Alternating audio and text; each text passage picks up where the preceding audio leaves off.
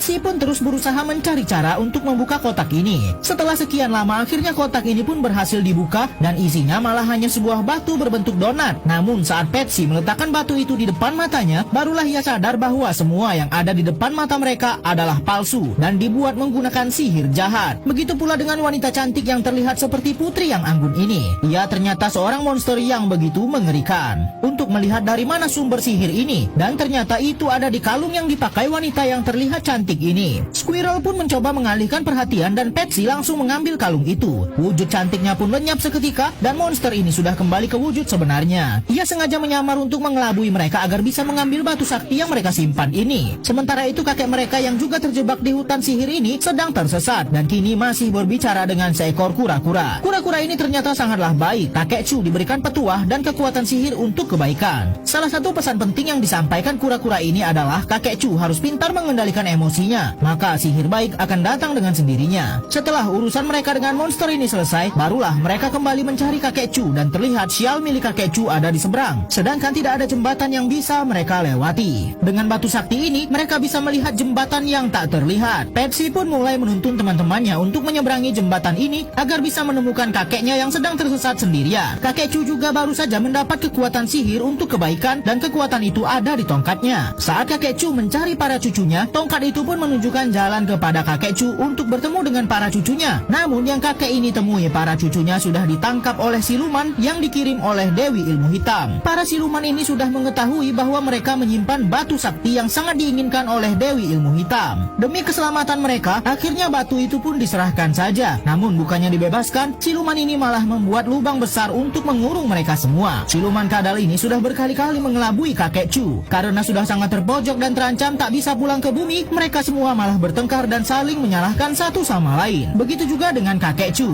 Ia meluapkan semua amarahnya kepada Patsy, cucunya selama ini. Namun kakek Chu teringat dengan perkataan kura-kura tua yang ia temui di hutan bahwa kakek Chu harus mengendalikan emosinya agar sihir baik bisa muncul kepadanya. Akhirnya mereka pun mengerti bahwa tidak ada gunanya lagi jika saling menyalahkan dalam situasi seperti ini. Menggunakan kekuatan kasih sayang, mereka pun akhirnya bisa keluar dari lubang jebakan yang sudah cukup lama mengurung mereka. Namun lagi-lagi siluman dikirim untuk menangkap mereka. Tapi kakek Chu sudah mempunyai kekuatan sihir baik untuk menghentikan semua yang jahat. Bahkan kini mereka bisa memanfaatkan siluman ini untuk mengantarkan mereka ke kuil tempat Dewi Ilmu Hitam bersembunyi. Namun sebelum itu, mereka harus menghentikan siluman kadal yang sudah membawa kabur batu sakti yang akan dijual kepada Dewi Ilmu Hitam.